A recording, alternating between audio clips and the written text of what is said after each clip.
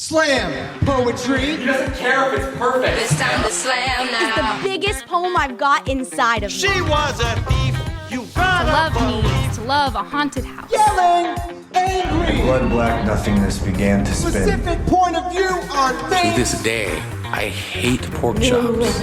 I am the master of my fate. I am the captain of my soul. It's like Jay-Z says, New York, concrete bunghole where dreams are made up. There's nothing you can do. Welcome everyone to I Think Therefore I Slam. I'm your host Andrew. We are continuing our little international globetrot. My guest today hails from the outskirts of the great city of New York.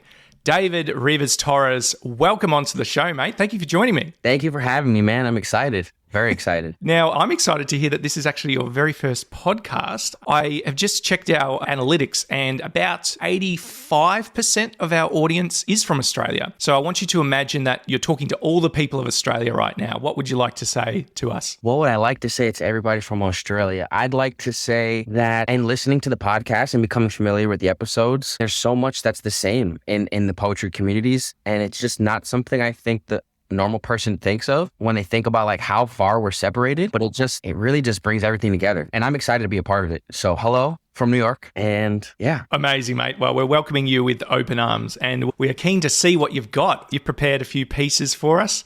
Yeah. What's going on with number one? So I guess it's a quick disclaimer and then I'll just jump right into number one. Absolutely. My style is shorter. So I'm just starting to really get into the open mic, which I'm quickly learning. It has more volume, more capacity to it. I innately go to shorter, denser stuff. So don't expect me to be talking too long. But I'll just jump into the first one here and then we can talk about it. Yeah, let's go.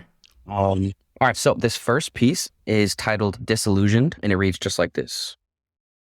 The whispers of God are weak, are too soft-spoken to do anything but choke on the noxious rumblings of mundane mufflers. Peculiar, is it not, that their blood is the color of the devils that we painted in our caves? How strange that you become enraged by the notion God is dead. Woohoo! There we go. Straight into it. I like the brevity of it, David. There is a way to tell a story over a longer period of time, as you've seen. But when you have brevity, when you have those kind of limits on yourself, I can see that you thought long and hard about your word choice and your structure. Can you tell us a bit more about the story behind this one? Yeah. So actually, it's a sneak peek of just some of the stuff that I'm collecting, for my own original poetry. And my goal is to come out with my third book or release my third book, ideally in the next 6 to 7 months.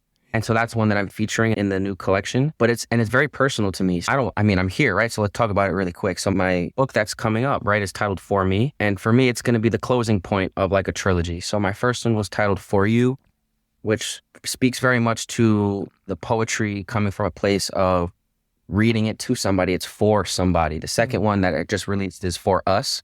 And again, it follows that title. It's for two people, the reader and the person they're talking of.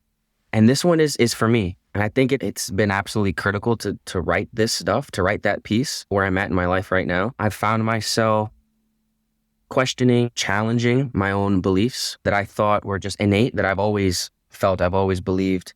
And really just taking a second and going, well, why do I think this and why do I feel that? And who have I become based on these things that I don't really recall having a say in believing in the first place or feeling or thinking in the first place. And it's just been so deeply rooted in moments I don't even remember, childhood things, right? And just the way we're raised and the way we grow up and the culture around us. And so the place that I'm at now in my life, I don't question if there's something out there or someone, but I'm very comfortable now. And I'm in a place now where I can say, things like, I don't believe God is a male. I don't believe God is a female. And so, towards the end of that small piece, I now reread the line. It says, peculiar is it not that their blood is the color of the devils that we painted in our caves? And when I'm looking at it, right, because it has a visual component in my poetry as well, the second word there, right, that their blood is capitalized. Is God, is the creator male, female? And this is one of my pieces that I think I narrow it down to one God, and I capitalize that T in this piece. But in a lot of my pieces, when I speak from what I'm feeling and what I believe, I don't maybe think that there is one. I think there's multiple. And usually when I reference deities and things like that in my poetry, it's usually lowercase and there's more than one. Yeah. And so this piece was important to me. I've come to realize being in the city, right? Being in New York, I look out my window and what do I see? You can't hear it, but I see the highways. I see the roadways, the parkways, the cars, the buildings, the parking lots, the street lamps, all of it, right? The sidewalks, the potholes. And it's just, I wish in my life that when I looked through my window, I saw more green. I saw more trees and just stuff that kind of just breathes back to you and closes that loop full circle. And so for me, I talk about the whispers of God being weak. You can't really hear them over the traffic, right? The mundane mufflers and the busy New York, never sleeping, the city that never sleeps kind of thing. And it's just, we're always doing something over here. We're always running here, going from point A to point B, and we just get distracted and we can't hear God's voice, whether it's their voice, it's our own thoughts, different versions of ourselves that are coming to light and trying to speak up for ourselves. And I just think it's important to bring light to that. I might be alone, but it's how I feel.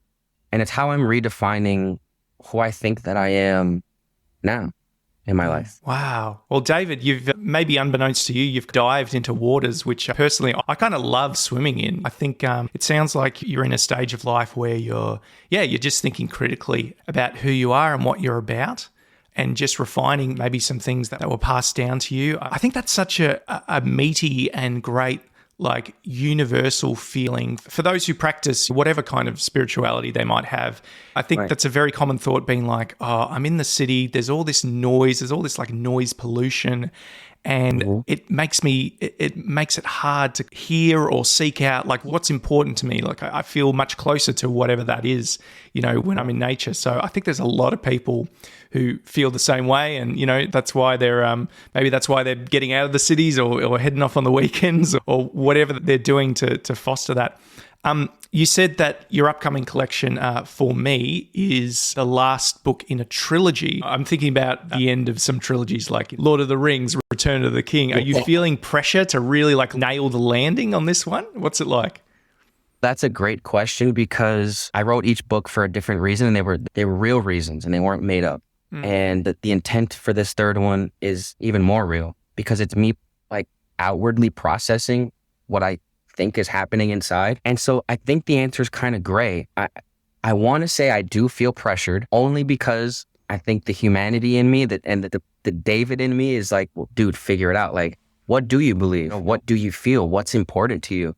And I'm almost like metaphorically like pacing it alongside with the progression of my book. Like, as I write another piece, I'm understanding myself a little bit more. And so I'm excited, like, all right, well, let's wrap it up, because then we'll get our answer, right? Then I'll get my answer. But at the same time, I don't want to rush it, because it's been such a weighted experience, and where like each piece is really personal, it's really raw, and it just feels like with each piece that I stamp and I decide that's complete for me, that it just weighed off my shoulders, and or maybe a boulder to the side, and a little bit more of the light shines through of like the tunnel. So yes and no. It's hard. I can't really settle on which one. Yeah, no, fair enough. It can be a mixed feeling, a bittersweet feeling. As someone who finished up a job this week, that comes with certain feelings as well. So I'm sure when you're working on your little creative baby and these pieces, they sound like they're almost little signposts as you flesh out who is David? Who is David today? And what's David about? So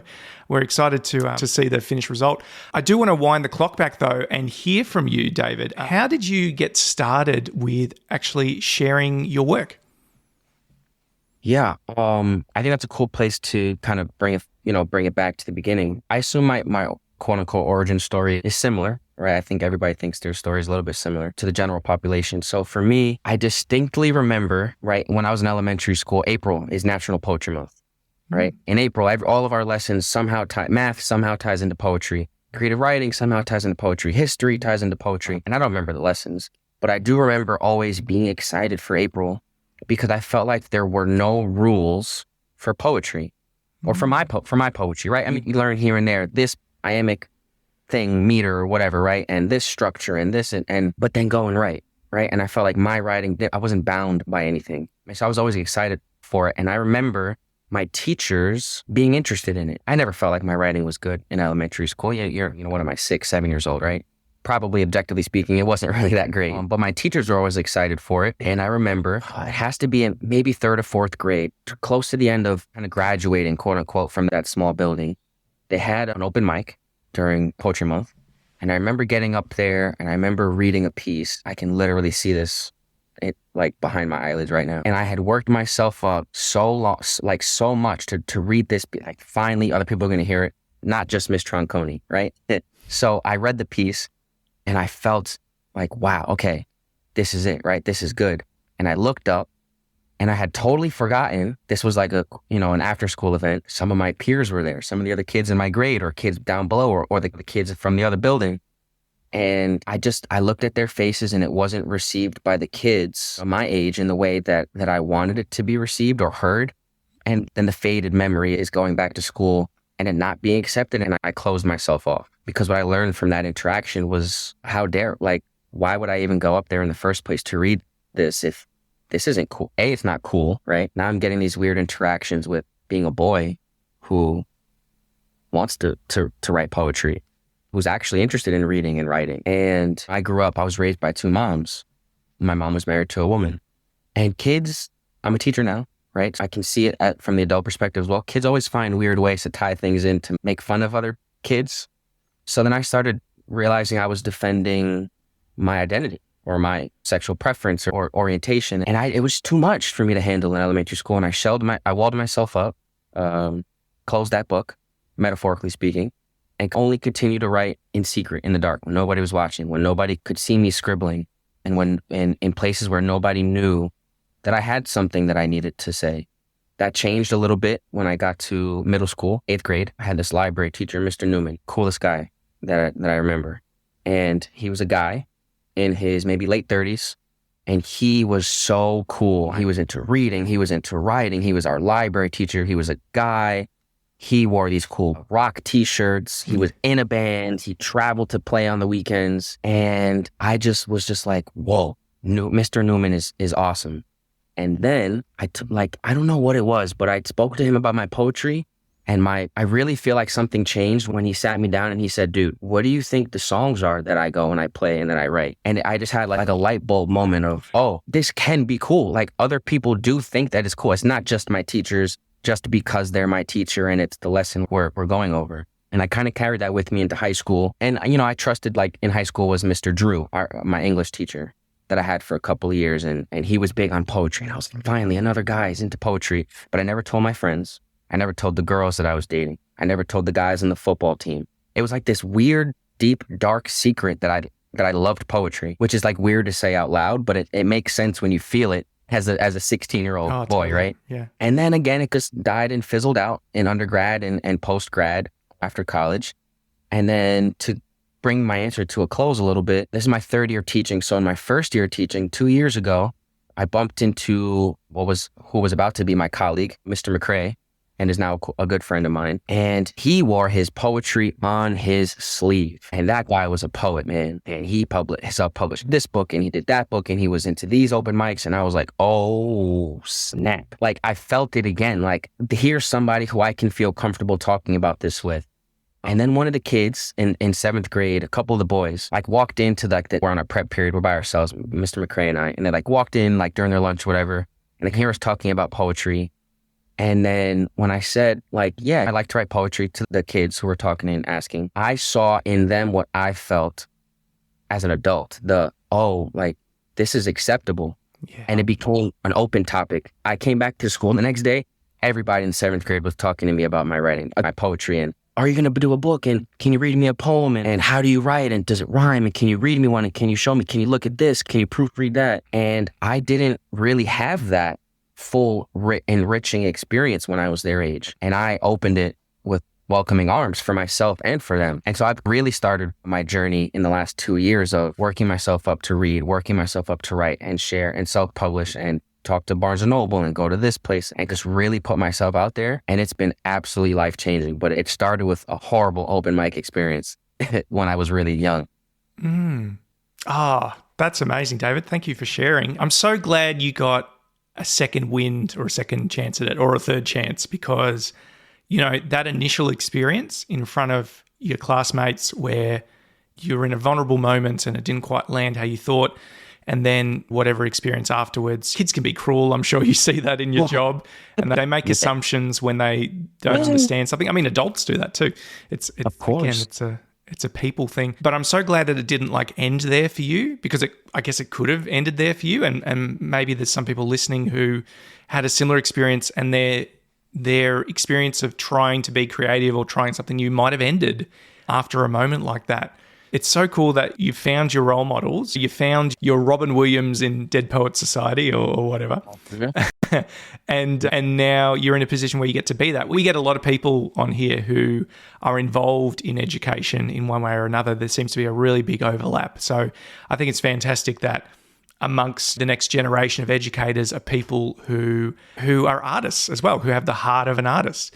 I think that's really important. It's a big contrast to what the education system can sometimes be about, where it's about what seems like the more concrete learning of maths and sciences, and obviously that's important. But there's more than that. Like, learning how to express oneself is everything if you want to advocate for yourself in the world. And when I was that age, it wasn't. The poetry thing came later for me, but I was like a theatre kid, right? So I definitely relate to feeling like, oh, I love this. But it took me a while to get comfortable in loving it, because you are self-conscious and you are thinking like, oh, what do people think about me in this respect or whatever? And it can take some time to push through that and really lean into it. So I think we're all really glad that you got there in the end, mate. You mentioned earlier that you thought that Melbourne or the Australian poetry scene was quite similar to what's happening in your side of things in New York. Can you describe to us what New York slam scene is like? Yeah, it's interesting. Here's what I'll say. I've attended, as just an audience member, a lot of open mics and poetry slams. And I think the smaller events, the more intimate events, in my opinion, appreciate the raw vulnerability of the poet or the artist or the creative on stage a little bit more than the larger, more popular venues. And I say that to say some of the larger places are really big in celebrating and praising like whoever has the most relatable trauma or generalized trauma. And that's not to put any creative down or poet down, but if it's just and then again, this is my experience, right? So I feel that I've witnessed relatable general traumas to get the most reaction, to have the most praise, even if I think objectively it's not as good or as rich as maybe the shorter poem in the smaller place with only 9 people there. And so it has this weird teeter-totter balance of, it's very much like your intro, right? Where 21 or 22 Jump Street, right? Where Jonah Hill's on the stage and he's slam poetry, right? It has that feel to it in the city, like the city of Manhattan. And then you go to these little places with like a random flyer you saw on like a tree, like stapled in over here. And it doesn't have, or doesn't emanate like with that performative, almost like I'm really trying to embody what I think slam is. And it has more of a, this is me. And I'm here to share something that's important to me feeling. So it really has that intimate and surface level teeter-totter balance going on over here. I think there's such a fine line between pretension, do you know what I mean? Like, and I think it pops up everywhere, and everyone has a stage persona, and I think it's great to strut a bit and whatever.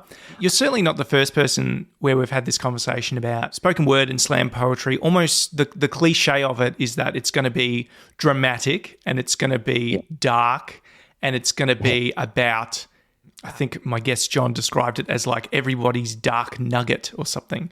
That was his experience when he did some touring in Colorado, I think. But I think it's also really important to broaden the scope a bit and just let people know that, like, if they've never been to an open mic, that it's so much broader than that. That if you seek out the right places, like, you're not going to go in and leave feeling, because you've heard all these dark stories. Like, people are doing stuff that's full of hope, that's full of questioning, that goes there, that kind of dips into the hard stuff, but also doesn't leave you there. So I don't know. There's lots of different perspectives on like what it means to care for an audience. And again, I think it's important that people are able to speak about whatever they want to. We're not looking to like ban any certain type of poetry Right. or anything like that. But the scope is quite broad, and there's a wide broad of styles and tastes. And so it sounds like New York has the big bombastic events as well as your small intimate ones, which, now that you say it, is a lot like Melbourne. There's a very varied scene. Very exciting. We're actually in the middle of a grassroots poetry festival here in Melbourne. So I'm checking out a few different places that I haven't been to before. So I'm keen to see, compare and contrast and introduce myself to a few people and talk about the show and how it's painting a picture. You said you'd gone mostly as an audience member. Have there been a few where you've got up yourself? Yes. And watching the videos back of me behind that mic, man, I hate to use the first word that comes to my mind. Whoa. Is it like, does it make me just like recoil and literally cringe watching that video? And I still posted it because I was proud that I did it, but I have. And it's interesting because I decided to actually perform at some like the larger gatherings, right? There's this really popular one in the city of Manhattan, and it's a collab. I'm actually going there in 2 days on Monday. 3 days. And it's a collaboration with two kind of almost like giants in the poetry scene in the city. One is Nuyorican Poetry Cafe, and the other is the Bowery Poetry Cafe. I think they're both cafes technically, or club. Sorry, Bowery Poetry Club. And they collaborate every Monday, and it's first come, first serve with tickets, first come, first serve on the sign-up sheet. And it's this huge thing. And funny enough, I actually did it because, I work with Ren, and she was like, you have to get on stage. Like, what you write is people need to hear it. They're going to resonate with it. Like, you can do it. And I was like, oh my God, like teeth chattering, knees clacking over here behind my laptop as her and I talk about it. And I was like, artist date, let's do it, right? I'm just going to say I'm going to do it, and I'm going to do it. And I went and I did it. I didn't score very well. I didn't score horribly, but I definitely didn't make it to the second round. And so I took my seat, I took my scores, swallowed that, and was like, okay, night's not over. And let's appreciate everybody else's art. And I think, at least in my experience, when I walked away from the mic after reading my thing, I don't remember. I can't tell you how loud or how quiet it was, the response. The video sounds loud, but I really, honestly, I don't remember it happening that way. I just don't remember that sound at all. I remember just being back in my seat and then looking at the scores and going, damn, maybe Ren was wrong. Maybe I was right. Because I think I scored like 2 7s and an 8, which is average, right? And nothing special. And then after it ended, I had probably about 13 or 14 audience members come up to me and talk to me about my piece. That's always special, isn't it? It was so special. And honestly, that's the reason that despite the cringe and the recoil of watching myself read my poem, I posted it anyway. And that's the real reason, because they offered me something by speaking to me about how my words related to them and how it made them feel and how it healed something for them, or how they were able to resonate and understand something that I was saying. And I felt like those people saw me in the way that I want to see myself more often.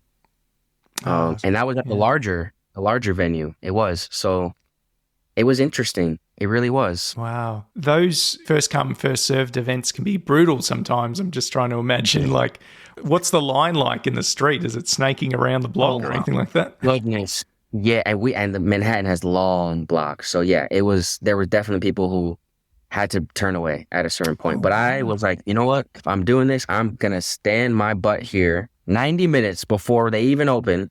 And it's fine. I'll be sitting at some point, so my feet will get a little bit of rest at some point. And I got in pretty early. But that line behind me was absolutely nuts.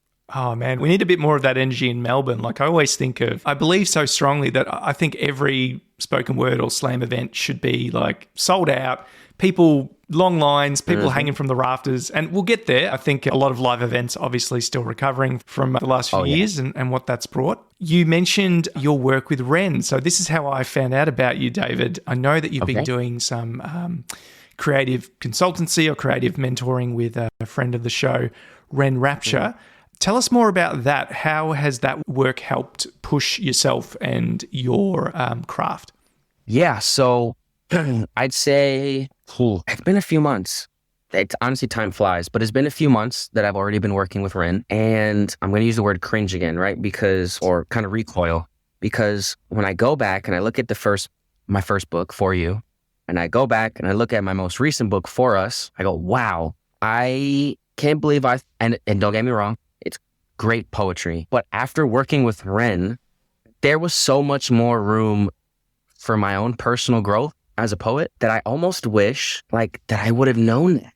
Like, I just feel like the stuff that I write now and that I'm able to express and really play with and manipulate with in my creative process is just so much more mature than how I was writing even last year.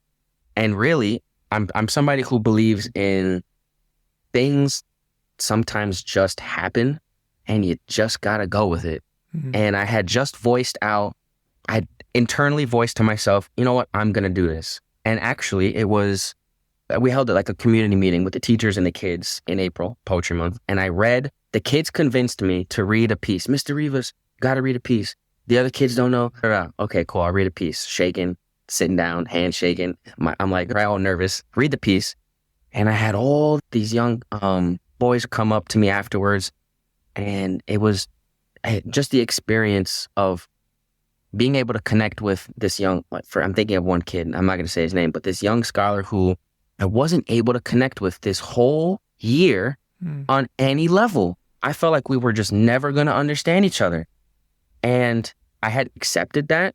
I didn't treat him any differently, but I just accepted I can't connect with this kid. And I read my piece and we connected and our relationship changed because he wanted to write poetry. And I thought to myself, you know what? I am going to put my stuff out there because my students have been asking me for years. I finally listened to my kids. And now I'm building new relationships with other students that I never thought were possible. And I never knew this side of this particular scholar until after I read my piece. So I internalized it. I'm going to do this. And then I started to speak it out loud. And then maybe like 2 weeks later, Ren pops up on my Explore page. I've never seen Ren. I've never seen her post. I didn't know anything about wordcraft or anything about anything. And I sat there in the morning and I was talking to my coworker, Mr. McCrae, and I was talking about how badly I want to just invest the time in myself. And I went on my lunch break and I opened my Instagram and Ren's face was there. And I think the video that popped up on my feed said something. She was like kind of close to the phone. She was like, guys, like I've finally done it. Been all these years and I've put my collection of poetry together into my book. And I was like, and she was like, and I'm going to do a TED Talk. And my wordcraft, she was like, and all this stuff is just coming together. And I just watched that video and I clicked replay when it ended. And I was like, this is what I want. Yeah. This is my answer. It just popped up out of nowhere and I'm just going to go for it. And I reached out to Ren that I was interested in working together and utilizing her professional services. And holy crap, do I feel like I've just personally skyrocketed as a poet since I've been working with her. That's amazing. What would you say is like the number one takeaway that you've brought on board from your time working together? Ooh, that's such a sneaky question, making me only pick one. Okay, if I had to pick one, it would be that I'm deserving of my own art and that I don't need to wear a mask when I look at myself in the mirror as a poet. I can take the mask off and I can be comfortable with myself. And in being comfortable with myself, you know, I can rearrange how I utilize and I budget my days, my time, right? Make time for artist dates is what Ren calls it, right? Make time to go back and find the poetry or find the poem in my scribbles. Find the poem in what I already thought was the poem, right? Pull this one line that I really like and blow it up and expand it and work with it and just be comfortable with my art. And I never was. My story has always been, I am massively uncomfortable with my own art. And I that's got to be the number one thing. Just that confidence that she's helped me see that I didn't have. Well, I guess I knew I didn't have it, but I guess hearing it come from somebody that I found to be so powerful in her own art and so powerful in her own understanding of herself and her poetry, and to hear her say the things that I have always wanted to hear somebody say, and then actually believing it. Because there can be a difference, and it just changed the way I've approached my art. Oh, that's huge, mate. Yeah. Can I call you mate, by the way? That's definitely an Australian. Let's do it. Honorary Australian, David over here. Yeah. That's so fantastic. I'm so glad that you found, the right person to help you take those next few steps. And the first thing you said there is that you're deserving of your art. Like, I think it's really important I know that you had some negative experiences with other people and maybe that led to that belief of like, oh, I'm not deserving of this. This is not good. But like being friends with your creativity, I think is really important, and being able to see that as something that is worth time and like worth nurturing and worth showing when it's not perfect and when it's not complete. I just think, yeah, as you continue to internalize that, that's going to do you a world of good, It's good. Yeah. Let's talk more about the books. So do you call them the 4 trilogy? Is that kind of what you go for? That's it. I don't know. I've never thought about that. Because it's like the Before trilogy. So the films Before Sunrise, Before Sunset, and Midnight. So I don't know, just an idea. Oh, it is an idea. I've never thought of it. No, I don't know. I guess that for now, I have nothing else. I never thought of it. So okay, we'll run with that. So with the 4 trilogy, you've actually been physically stocked in Barnes & Noble, which is very exciting. Now, I don't know a lot about Barnes & Noble. Is it kind of one of those stores that there's one in every town? Is it everywhere like Starbucks? I wish it was like Starbucks. I wish there was one in every town in that regard. It's a huge chain store all over. Honestly, I would say all over the country. That might be presumptuous of me, but I'm going to stick with all over the country. Yeah. It's huge here in the States, and it always has been. And you walk in and it's heaven. They have so many books, and it's not the end all be all, but it's this really big entity here. It's not a mom and pop's thing. It's large.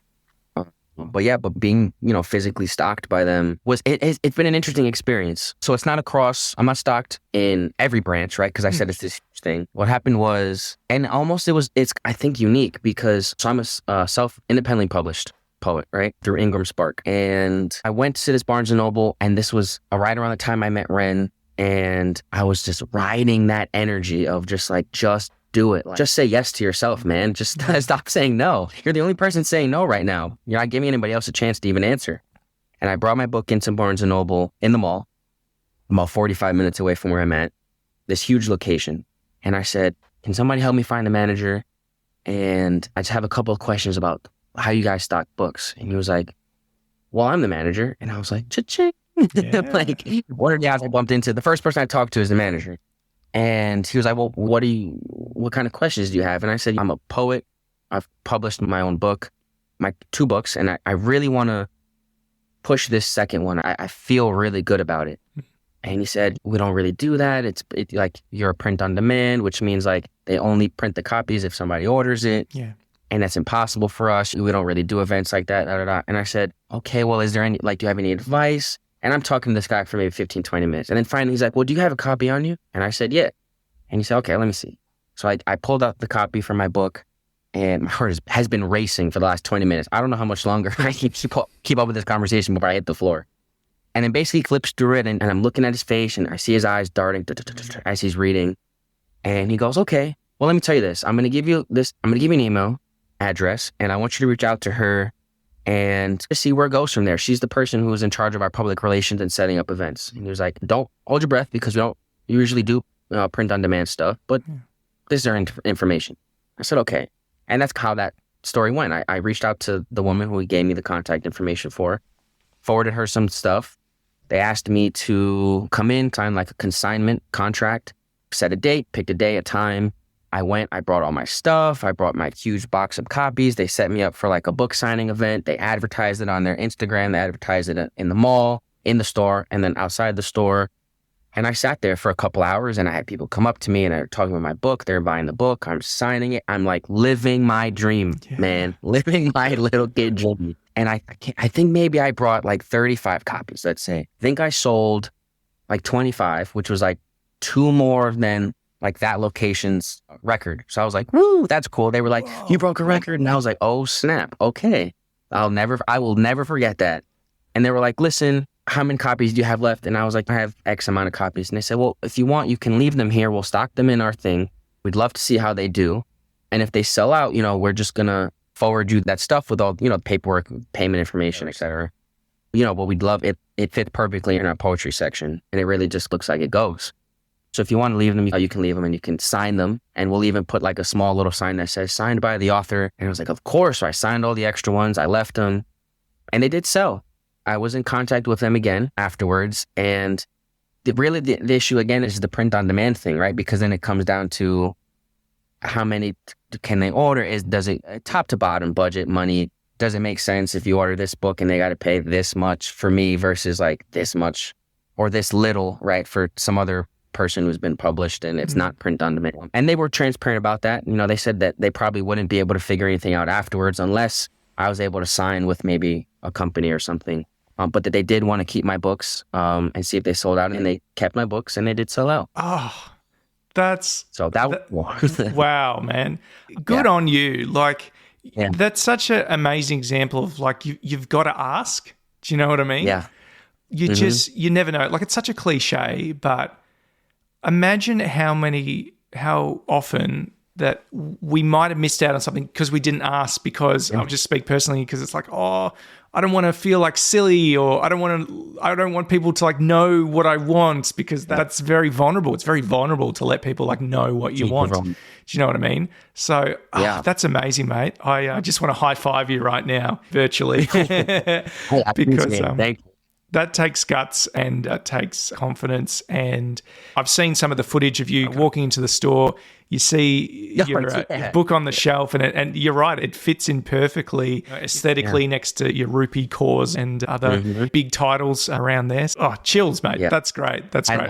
I hope that's the start of something big. That's something that's a column. You know, we have these columns and it's just, or pillars rather. You just never get it, and it just means so much. And it's probably not even something the manager will even remember, or the woman who answered the email is going to, but it's different from my end for sure. Oh, that's good, mate. Yeah, look, I dream of a collection at some point. It's coming. So when I hear stories like this, it just gives me more fuel to be like, hey, like, just ask and just do and just go for it. I'll definitely take that with me. David, I think we're all keen to hear another piece from you. Piece number 2. Okay. All right. So I had this second piece in mind that I was going to go with. I'm going to switch the order because I think it just falls perfectly in line with kind of discussing that journey and tying it back into Ren. And this is something, I actually wrote this piece. I have not edited it except for format, like visual format. And I wrote it in one of my practice, I guess, exercises with Ren during one of our sessions one night, or my night, her morning. And I think that was the first time I believed her. And she said, don't change anything. Like, this is something that you need to go and read. I didn't read this one, but it meant something to me. And so I'll read it. It's a little bit longer. And the title is Belle, B-E-L-E, derivative of the French word for beauty, right? Also the name of a woman. And it reads like this. When the shorelines retreat to the centers of the deepest trenches, when the sands across the world swallow whole the forests, when the mountains scatter across the wind such as ash, then I will no longer love you. I fear I will feel your hard love in my knees when I grow old, and when they shoot fire through my bones, it will not be my age that pains me so. It will be the penance of my mistake, that I did not bend the very same knee in time for your hand. It will be the little things that take my life slowly and in wicked ways. How lost the sea might be without the lighthouse, how small and scared it must feel under the cloud of night. Where else could it ever find its home but in those eyes? Take me through the 7 hells, drag me across red coals that keep warm the bed of demons. Wake me from this paralysis, this fear of choice. Have I really lived my life so powerfully, so rebelliously, just to freeze in the mud as I raise my sword before my enemy, before he who stands in mirrors? Perhaps the ravens who chant perched atop the dragon's blood branches are an omen, that I should cower as my spirit tells me to, that today is not my day. Yet still, maybe the bones they cast into the dust are not meant for me. And when did I just become so fearful? Oh, wow, mate. Loved it. Again, such strong imagery, such care taken with your word choice and your metaphor as well. I love that line you said about bending the knee in time for your hand. Is that right? Yep. Yeah. Ah, yeah. So good. What kind of inspired this? You said it was almost as you were coming into your own creatively, yeah? Yeah. This is a very raw piece for me, a raw poem. And you guys can't see it, but I'm looking at it on my phone, and it's almost in the form of like a letter blended with poetry. And I wrote it in the moment. It's hard to talk about. I wrote it because I needed to write it. I needed to say it. It was something that was born of necessities and is real to me in my life right now. I love my partner. And I think in my journey of self-discovery, where I'm at in my life, I think my progression as an individual, the progression as an individual and our relationship together has almost slowed me down in comparison to her. And I've noticed I never thought that I was anxious or fearful. I've always thought I was powerful and rebellious, right? Something I mentioned in my letter. And I feel myself freezing and I just have this massive anxiety. And I wrote it one night, and it's just something that I was thinking about to her, thinking about writing to her, to my partner. I write her notes and I write her letters all the time. And I just thought when I sat down, what words could she hear that would help her understand what I'm feeling and my anxiety? And these just came spilling out, like literally every single word. I haven't changed anything from that first draft. And so I've written it to her, and it holds a lot of weight for me as an individual. Thanks, David. No, I appreciate you sharing that. Do you feel like you have the support of your partner in your art and your craft? Yeah, that's amazing. Yeah, well, I do. She supported me, from day one in anything I've ever done, academically, career-wise, creatively. So for sure. And even in this piece that I have, since I've written it, I have sent it to her. I've found support in just using it as part of my process to understand myself a little bit better, to understand which direction I'm going, which direction we're going. And I've felt nothing but support from her for sure. Oh, amazing. Well, it sounds like that relationship has led to some incredibly evocative poetry. People have been writing about the agony and the ecstasy of love and relationships for ages. Again, We're just joining a long tradition. Speaking of tradition and creativity, I want to look at it with a bit of a wider lens now. And I'm wondering, what is the creative process like for you, David? And what I mean by that is, I don't know, where do you look for inspiration, and how do you go about actually getting the words onto the page and then later onto the stage? What is the refining process? What does the first draft look like as opposed to the last draft?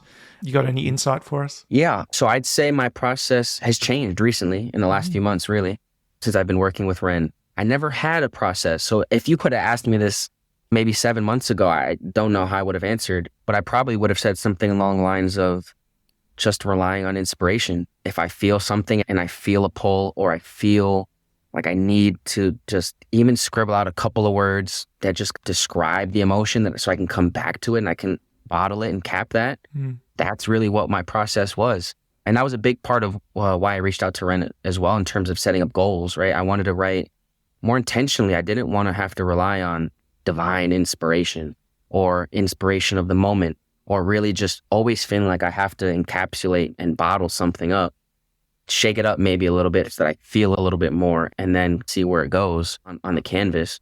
I wanted to write more intentionally. And so I think my answer now is still that, right? It's okay to write from inspiration and spontaneously. I think my process now is having an idea of something that I want to know the answer to, or I want to investigate. And again, my process now, I think, ties a lot into my third book for me, right? So everything I'm writing in this book is, I'm really writing it to myself, and I'm listening to myself speak to me, right? Speak to myself. And so if I have this feeling or this thought or this question, maybe write the feeling or the emotion down in a couple of words, or I write the question down. And something I practice with Ren is going on what we call artist dates, and just taking intentional making intentional opportunities to invest in the art, right? Going out and finding something, finding the poetry in what's around us, and really settling into what I've written and playing with the words. And until it feels right, I'm still working on it. I would say most of my stuff now doesn't really get revised more than once before I just feel that it's okay, and that I feel comfortable with it. And that's when I know when to stop. When I feel that as I read it back to myself, I've asked myself the question that I want to ask. And I've evoked the thought that I wanted to evoke. And then I feel the way that I wanted myself to feel after I put my pen down. And so a lot of it is focused around me and writing for myself. And if it makes somebody else feel something, if it relates to them, if it changes anything in their life, it's warm. But it's not the purpose of my writing. That's just gravy, as we might say. If it does, something for someone else, that's just gravy. Yeah. What does it feel like for you when we talk about being in flow state, like that combination of work and play and challenge, like the right amount of challenge? You're facing a challenge, you're trying to find the words, but you have everything you need to meet that challenge, and it's just about finding the right tool. What does that feel like for you? It's hard to describe because my first instinct is to say that it's indescribable. Yeah. Which is, I think, it can be a common way of just saying that it's just a feeling, man. There's hard to put words to it, but it very much is a flow state.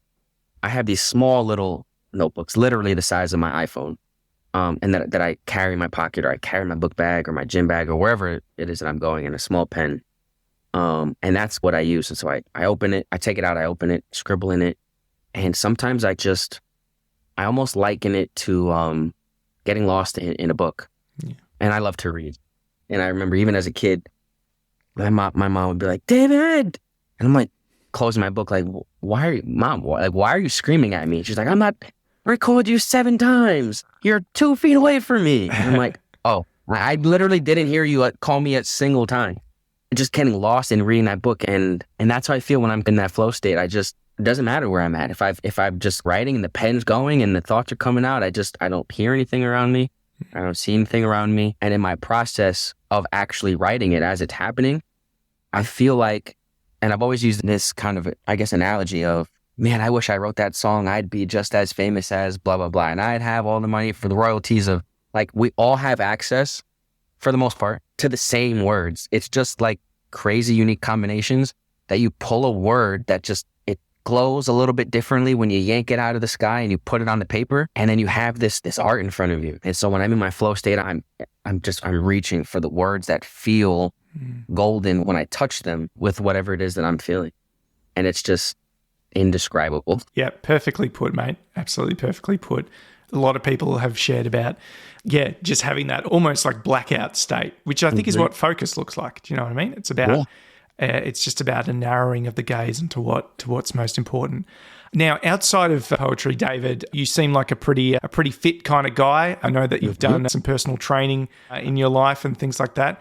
What's life like for you outside of poetry? Do you find a good workout helps you with your creativity? Are you ever like in the middle of a set and go, oh, I've got to write something down or something like that? Does that ever happen? It definitely does happen. It's interesting. So my poetry is how I have always really tried to regulate my emotions. I've always needed that regulation, that self-regulation and that self-soothing. And that's how I regulate my emotions. The gym is how I do that for my body. And sometimes there's this just unique situation of them just overlapping where I find myself so regulated and grounded in what I'm doing. And it usually happens when I'm running after I finish my lifts, that the mind just leaves the body and the feet are in this rhythm of just going and they're running and I'm at this pace per mile or whatever and I'm breathing. And then it just floats away from that and it just starts thinking about this and it thinks about that. And it touches on them, like a little tap here, a little tap there. And until something just feels right, I try to write a note down as I'm running. And it usually looks horrible when I go back to read it because I'm running as I'm writing. Doctor's handwriting. Oh, God, horrible. Sometimes I go back and I'm like, what the heck was I trying to write? Yeah. But it does happen sometimes. And honestly, they've been very interesting pieces when that's happened. And but I find my pieces come from trying to really just either I'm in the act of regulating or I'm thinking about, okay, I feel like I need to regulate. I'm going to sit down and I'm going to do this. But it always ties itself back into that. Yeah, nice. Going back to some feelings that you described earlier on in the interview of like cringe and recoil, something that we love talking about. Do those feelings still come up for you sometimes? Or do you feel like you're starting to get to a space creatively where you're making friends with them or being able to push through them or to have them alongside you as you do your thing? Of course. It still happens. Most recently, whenever I go back to that video of me on the open mic, my most recent open mic, that I posted, because I've done ones that I haven't posted. That's probably the most recent one. But also, when I talk about my first book, I love it. I don't love it as much as my second one. So it's like It's like by saying second one, it's like I have to talk about the first one and I don't want to talk about the first one. Sure. So that's a point of cringe too. But I've also been practicing and been working to be more conscious about, I think a lot of that cringe factor and that recoil comes from looking outward and kind of focusing your attention and your value of yourself and what you're doing as it reflects off of other people back onto yourself. And I think there comes a point in time where it shouldn't matter how it reflects back onto myself as I'm reading, or as I'm talking about maybe my first book, or as I'm talking about this poem or something that I read, whatever I find cringy. And I really try to focus on just reflecting back inside me and focusing on that reflection instead of maybe the external reflection off of somebody else. And that's where I find my most recoil moments is when I put too much emphasis and I hold too much weight on, well, what did they think? How did they feel? What did they think I like? What did I look like as they were watching me? Or how did I move? Or how did I sound? Is my voice nasally? Did I do my hair right? Like, or do I match? Do I core? Like, whatever it is. Did I say that word like, weird? Or did they catch me fumble in my reading? And it's like, but why am I thinking about how they're viewing it? I write for me, so then I read for me and I perform for me. Why is that maybe asynchronous sometimes? And so I've been trying to be more conscious about bringing that as into a collective focus and trying not to cringe at myself. Because I think at the end of the day, maybe there's somebody out there who was too distracted by the one strand of hair that's like sticking up on my head to have paid attention. But then maybe the poem wasn't for them in the first place if it didn't grab their attention. And that's okay. Because it was about me. And it was me taking my mask off and showing myself and saying, this is who I am. And that's okay. And it doesn't have to be too focused on what other people think. I think it's so incredible how our concept of how other people see us ends up being so different from how they do see us. We spend so much time speculating. And I wonder whether Spielberg ever cringed at something he was doing, or whether Picasso ever got recoil when they looked at their early artwork. Again, the more people I talk to, the more I find that those moments when we don't cringe, sometimes they're the exception. And that if you can open yourself up to all the emotions, whatever you're feeling, I think it's very normal to look back on your first work or when you were figuring it out and go, wow, I can appreciate the growth. I can see what I was going for. Yes. I can appreciate the growth. So that's good. For sure. What's next for you, David? Obviously, you've talked about finishing off For Me, this last book in the 4 trilogy. Do you see yourself becoming more involved on open mics and just sharing more of your work and networking in that way? I think both of those things. So I think after I finish this 3rd book, I don't know which direction it's going to go. I don't know the title. I don't know if it's going to be 1 book, 2 books, 3 books, a series, or standalones. I have no idea. But I know that there isn't a version out there of my future where I don't continue to write and that I don't continue to, make collections out of them and self-publish. So I know that that's going to happen. And I feel strongly that I'll know how when I know how. And as for the open mic, I'm laughing because I'm thinking about my last performance. Cringy, right? I want to get better, and I want to practice my craft, and I want to continue to actively own my worthiness of my poetry and the intention of writing and reading and connecting with other people. And so I'm definitely going to continue to go on stage. And like I said, it's my Friday here, so I'm going to go again Monday night and a couple of nights. Back to the big one, the collaboration of Bowery and New Rican. Wow. Hopefully I get a spot. It depends. First come, first serve. So I have my 1 or 2 pieces prepared and in my pocket ready to go. And if I don't, that's okay, because it's still the experience and being able to share and listen to what somebody else needs to say. But I definitely want to get back on the mic and continue to do so. Ah, good, mate. That sounds so exciting. And look, for the record, if you ever decide to come down to Melbourne, there are so many events and there are so many groups that would gladly host you and give you a crack at sharing your stuff with us. So thank you for, I consider this your introduction to Australia-wide, if you like, if that's not too much to that'd say. be awesome, man. So I'm going to ask you, I want you to imagine that you're going to a dinner party, right? It's a spoken word dinner party. And we talk about people bringing their dark nuggets or their turkey or whatever.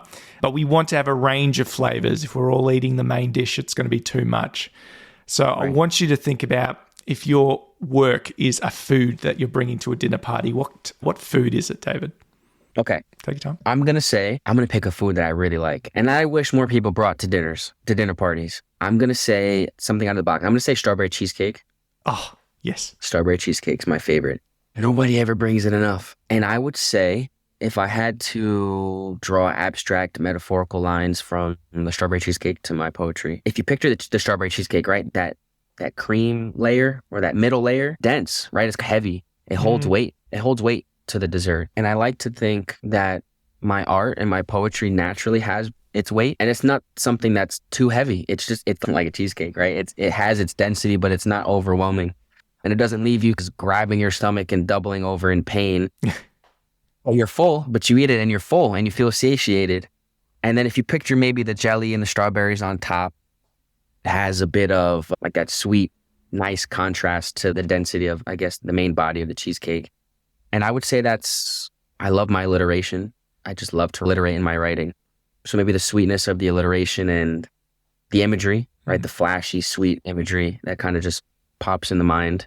Some of the words that I choose. And then that bottom layer, that bottom layer of crust holds everything together. It forms the structure. And I think if I had to draw a line, I would say that in all of my pieces, at least for me, everything has a message. It's all held up by the message. I always write with a message to myself. And again, whether that message to myself is posed in a question or posed as just needing to get something off my chest or trying to figure something out, there's a message there and it holds everything up. Such a good answer, David. Look, I'm a massive sweet tooth, so if I'm not careful, I would definitely have dessert for like breakfast, lunch, and dinner. I'm going to invite you to my poetry dinner party because, yeah, we need more desserts. I'm pleased that people are bringing such a variety. I don't think anyone's brought a salad yet. I don't know, but you don't make friends with salad. We'll see what comes up in future. Speaking of future, David, you now have the responsibility that you actually get to nominate any other spoken word artist from anywhere that you would like to see on the show. And the rules are that I have to invite them on, have to reach out and invite them on and see what happens. So did you have someone in mind, mate? I think there's a couple of people that just started popping in my head. I'm going to settle on my colleague, Omar McRae, who really was that last little like flipping the switch a couple of years ago when I started teaching. He was also a poet and he has a couple of books of his own. So definitely I'm going to settle on Omar McRae, Mr. McRae. Wonderful. Okay. All right. Well, Omar, I'll be reaching out in the coming weeks. Might put you on the roster for 2025. We'll see if we can line up a time. That's very exciting. It's just helping me expand who people want to hear from. It's a nice little pay it forward moment for everyone. David, this has been amazing. Before we get to your final piece, can you let people know that if they want to learn more about you or if they want to look into the 4 trilogy, where should they head to? Both of my books are on Amazon, are available on Amazon. I'm going to say maybe read the second one. So I don't cringe at you ordering the first one. Is that endorsed on the cover of the book? Maybe read this one, not the other one. It's a little author's note on the inside. Yeah. But yeah, no, the second one is titled For Us, Forus, 2 words, For Us. And if you go on Amazon, you just type my full name in, first name David, last name Rivas-Torres. With the book title, it should pop up. Yeah. It's on Amazon. Beautiful. And do you have an Instagram where you're putting some of your work up as well? My Instagram is my full name, first and last name. It's davidrivastorres.poetry. That's my Instagram handle. And I've been working really hard to come out of my own comfort zone. And I don't have much of my face on there, but I do have my voice, which I am conscious of, mixed with my original poetry. And I think it's coming together very well. Yeah, it's a good follow, and I really enjoyed the little audiograms that you put together, often with some natural landscapes and you reading. It's a brilliant pairing, mate. I think people need your voice in their lives, and it's a fun follow. We'll have links to the Instagram and to all the Amazon pages in the show notes as normal. Cool. David, you're going to leave us with one last piece? Yes. All right. See, I'm going to leave us with a short one, so I'm going to bring it full circle again. Yeah. This one is titled, and excuse me for butchering this because it is in Latin, the title. Oh. Ira mia, and it translates roughly to my wrath or my rage, my anger. And it reads like this. Were it that lightning did not petrify those that it touched, that thunder did not beat fear into the ears of those who heard its voice, that storms of glass and broken screams did not break even the strongest of wills, I would not be who I am so afraid that I am. Beautiful. Wonderful, mate. I appreciate you taking us on the journey, and again, thrilled that you've had so many positive experiences and you're growing as an artist. That's fantastic to see. It's a thrill to see that happen locally, and to see it happen on the other side of the world is also great, you know, and the fact that the algorithm and technology allowed you to connect with someone that's taking you to the next level. That's what it's all about. Yeah. Yeah. So David Rivas-Torres, thank you so much for coming on the show, mate. Always welcome at a Melbourne gig. Appreciate you. Thank you, Andrew.